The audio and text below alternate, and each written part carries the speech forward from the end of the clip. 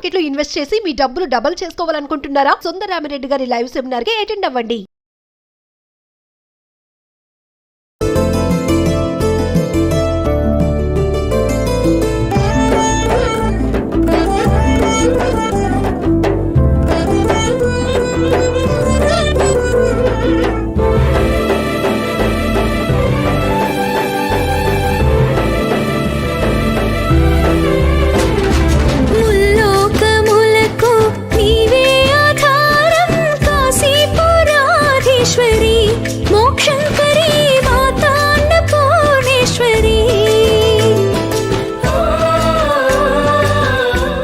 నమస్తే రమగారు. నమస్తే జయ. రమగారు, మనం దసరా శరన్నవరాత్రిలో 4వ రోజులో ఉన్నాము. ఈ రోజు యొక్క అలంకరణ, అమ్మవారికి చేసే విశిష్టమైన పూజా విధానాలు ఒకసారి. నాలుగవ రోజు మన నవదుర్గా విశేషాలలో అమ్మవారిని కూష్మాండ దుర్గగా అలంకరిస్తారు. కూష్మాండ ఆమె పేరే చూడు. మామూలుగా కూష్మాండ అంటే గుమ్మడికాయ. అవును, గుమ్మడికాయను బలిస్తారు అమ్మవారికి. ఆమె ముందు ఆమెకి దిగదుర్చి కొడతారు. అయితే కూష్మాండం అంటే ఇంకొక ప్రధానమైనది. బ్రహ్మాండాన్ని కూష్మాండం అంటారు. మన బ్రహ్మాండం అంతా ఆవరించి ఉంటుందమ్మ. బ్రహ్మాండ స్వరూపిణి. ఈ బ్రహ్మాండం మొత్తము ఆమె యొక్క ఆజ్ఞ చొప్పున నడుస్తుంది. ఆమె వల్లే ఇది ఏర్పడింది కాబట్టి ఈ కూష్మాండ స్వరూపంలో అమ్మవారిని అలంకరిస్తారు, పూజిస్తాం. ఇట్లా ఈ 4వ రోజున ఇంద్రకీలాద్రి మీద కనకదుర్గ అమ్మవారిని కాత్యాయని స్వరూపంలో అలంకరణ చేస్తారు.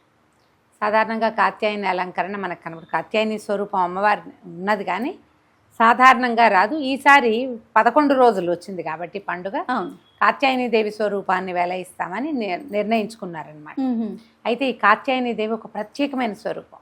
మామూలుగా మనకు కనపడదు.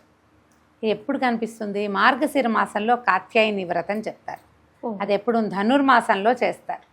గోపికలు శ్రీకృష్ణ పరమాత్మని భర్తగా పొందటానికి కాత్యాయని వ్రతం చేశారని చెప్తారు. ప్రతి ధనుర్మాసం అప్పుడు ఈ కాత్యాయని వ్రతం సంగతి చెప్పుకుంటాం. ఈ కాత్యాయని స్వరూపం ఏంటంటే అమ్మవారు పాశాంకుశాలు ధరించి చెరుకు విల్లు అవి ధరిస్తుంది. లేదా అప్పుడప్పుడు పాశాంకుశాలతోటే వరదాభయ ముద్రలతోటి కనపడుతుంది. కాత్యాయనుడనే మహర్షికి ఈమె పుత్రికగా జన్మించిందట పరదేవత. ఆయన్ని అనుగ్రహించింది. ఆ స్వరూపంలో ఉన్న అమ్మని గనక ఆరాధిస్తే వివాహ సంబంధమైన చిక్కులు తొలగిపోతాయి. కుజదోషం అవి ఉండి పెళ్ళిళ్ళు ఆలస్యం అవుతాయి. వారికి ఆ కుజదోషం తొలుగుతుంది. తర్వాత కోరిన వరుడు లభిస్తాడు. వివాహానంతరం కూడా భర్తతోటి ఏదైనా ఇబ్బంది సబ్బందులు ఉన్నప్పుడు కాత్యాయని వ్రతం కనుక చేసుకుంటే అది ఎప్పుడు చేస్తారు? ధనుర్మాసంలో చేస్తారు. ఇప్పుడు ఇవాళ దసరాలో ఈ సంవత్సరం అమ్మవారిని మనం పూజించుకుంటున్నాం కానీ మామూలుగా ఆమెను పూజించే విధానం అప్పుడు అనమాట.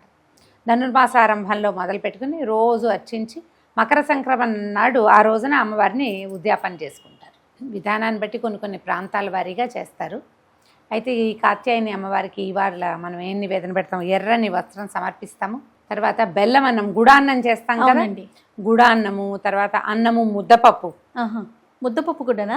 అన్నము ముద్దపప్పు నివేదన చేస్తారు. అంటే అప్పట్లో ఈ గోపికలు పూజించారని చెప్పినప్పుడు ఆమెకు అన్న నివేదనే చేసేవారట. ఆమెకు అన్నం, పప్పు, నెయ్యి వేసి నివేదన చేసేవారు. ఒక పెద్ద ముత్తైదువుగా భావించి ఆమెను పూజించేవారు. ఇప్పుడు కూడా మనం అట్లాగే అన్నం, ముద్దపప్పు చేసి నెయ్యి వేసి నివేదన చేయొచ్చు. గుడాన్నమైనా చేసి నివేదన చేసుకోవచ్చు. ఎర్రని గాజులు, ఎర్రని పువ్వులు, ఎర్రని అలంకరణ సామాగ్రి, గోళ్ళ రంగు అలాంటివి వేసుకుంటారు. అలాంటివి కూడా ఇవ్వచ్చు. తర్వాత పిల్లలకి గోరింటాకు పెట్టిస్తాం. గోరింటాకులు పెట్టిస్తాం కదా. ఇప్పుడంతా మెహందీలను చేసుకుంటున్నారు కదా. పూర్వం ఏం చేసేవాళ్ళు? ఈ పండగ రోజున గోరింటాకు ఏదో ఒక రోజు గోరింటాకు పెట్టించేవాళ్ళు. అది కూడా ఒక ఏమంటారు, ఒక అర్చన కింద అనమాట, ఒక పూజా విధానం కింద. చుట్టుపక్కల ఆడపిల్లలందరికీ చక్కగా గోరింటాకు మెత్తగా రుబ్బి స్వయంగా పెట్టుకోవటం ఒకటి. పిల్లలందరికీ పెట్టుకునే అవకాశం అందరిళ్ళకి పంపించటము. మన ఇంటికి పిలిచి మన వాకిట్లో అరుగుల మీదే పెట్టుకోవటం ఒకటి. ఎలాగైనా చేయొచ్చు. ఈ ఎర్రని వస్త్రాలు, తర్వాత గాజులు, ఇలాంటివి అలంకరణ సామాగ్రి ఇవ్వవచ్చు. ఇలా పూజ చేసుకుంటాం. అయితే ఇప్పుడు ఈ రోజున మనం 5 సంవత్సరాల బాలికని పూజిస్తాం. కుమారి పూజకి మనం కుమారి పూజ ఏ వయసు పిల్లకి చేయాలో చెప్పుకుంటున్నాం కదా. అవునండి. ఈ 5 సంవత్సరాలు నిండిన బాలికని పూజిస్తే ఈ రోజున ఈ బాలికని రోహిణి అంటారు. రోహిణి. ఈ రోహిణి రోగనాశినిగా చెప్తారు.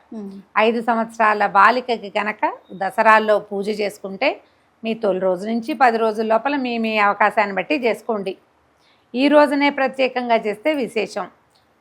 ఎప్పుడు కుదిరినా కూడా చేసుకోవచ్చు. 5 ఏళ్ల బాలికని కుమారిగా అమ్మవారిగా భావించి ఆమెకు చక్కగా పసుపు పారాన్ని పెట్టి బొట్టు కాటుగా పెట్టి గోరింటాకు అవి పెట్టి అలంకరించి చక్కగా పువ్వులతోటి అలంకారం చేసి పూజించి చక్కగా భోజనం పెడితే ఆ పాపాయితో ఈ పిల్లలందరికీ పాదాలకు నమస్కారం చేసి అక్షింతలు వేయించుకోవాలి చేయాలి. కూతురుతోటైనా వేయించుకోవచ్చు. మన అమ్మాయి అయినా కూడా ఈ వయసు పాపాయి అయితే చక్కగా పూజ చేసుకుని అక్షింతలు వేయించుకోవచ్చు. ఈ రోహిణి రోగనాశినిగా చెప్తారు. మనకు అవకాశం ఉండి చేసుకున్నాం అనుకో చక్కగా అనారోగ్యాలు తొలగిపోతాయి. చాలా బాగుంటుంది. ప్రజెంట్ ఉన్న సిచ్యువేషన్ చూసుకుంటే రమ్మగారు రకరకాల అనారోగ్య సమస్యలు, చిన్న పెద్ద తేడా లేకుండా చాలా సమస్యలతో ఆరోగ్య సమస్యలతో బాధపడుతున్నాం కాబట్టి అనారోగ్యం రాపోయినా ఏదైనా అనుమానం వచ్చినా భయం వేసే స్థితిలో ఉన్నాం. మరే బాగా చెప్పారు. ఇది వరకు కొంచెం ఏదైనా వస్తే కాస్త 4 రోజులు చూసేవాళ్ళం. ఇప్పుడు అది సమయం అది ఇవ్వటం లేదు, మనము తీసుకోవట్లేదు, భయపడుతున్నాం కదా.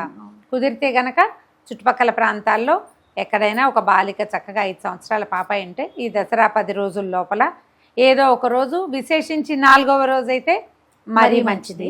మీకు వీలు వెంబడి చక్కగా అమ్మాయిని పూజించండి. విశేషంగా ప్రధానమైనది ఏంటంటే స్త్రీని గౌరవించండి. మొదటి రోజు నుంచి కూడా అదే చెప్తున్నారు కదండి. మొదటి రోజు నుంచి అదే గౌరవించండి, పూజించండి, వాళ్ళకి కావాల్సినవి ఇవ్వండి, వాళ్ళని ఇబ్బంది పెట్టకండి. వాళ్ళతోటే మీ జీవితం సుసంపన్నం అవుతుందని తెలుసుకోండి. స్త్రీ శిశువుని గౌరవించడమే అత్యవసరమని ఈ చెప్పడం కోసమే ఇన్ని రకాల పూజలు విధానాలు ప్రతి సంవత్సరం ఏటా అమ్మవారికి బుద్ధి తెచ్చుకుంటారా అని చెప్తున్నారు. మనం ఎంత వరకు తెచ్చుకుంటామో తెచ్చుకున్నప్పుడు తెచ్చుకుంటాము, లేనప్పుడు లేదు. కానీ ఇది కలిగి ఉండాలి. ఈ రకమైన జ్ఞానము అవగాహన కలిగి ఉంటేనే మంచిది. రమ్మగారు మరి ఇప్పుడు మనం ఇంట్లో కూడా నవదుర్గల్ని పూజించవచ్చండి? పూజించుకోవచ్చు.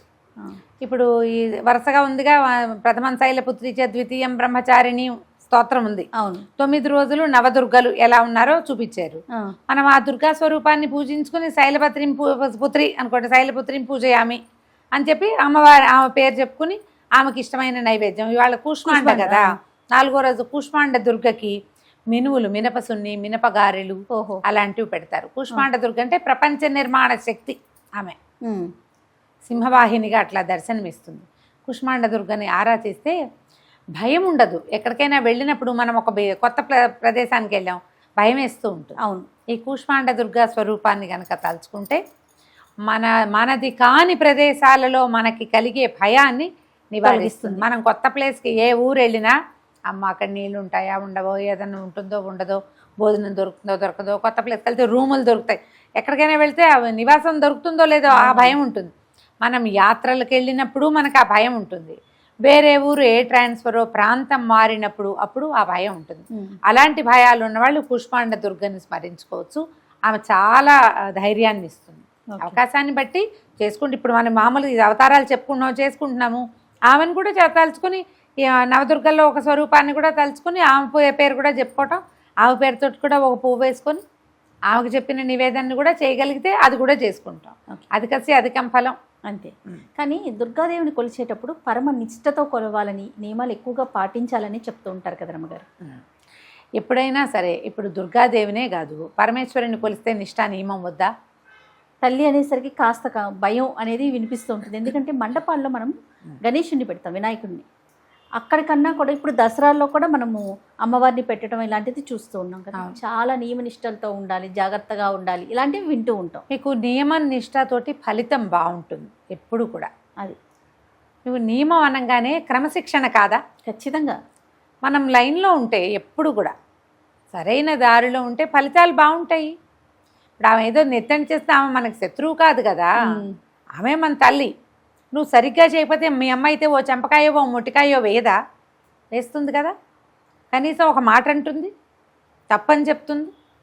అందుకని ఆవిడని గట్టిగా భావిస్తాం. మన తల్లుల పట్ల మనం ఎట్లా విధేయతతోటి ఉండాలనుకుంటామో మన పట్ల మన పిల్లలు ఉండాలి. మన అమ్మల పట్ల విధేయతగా కదా.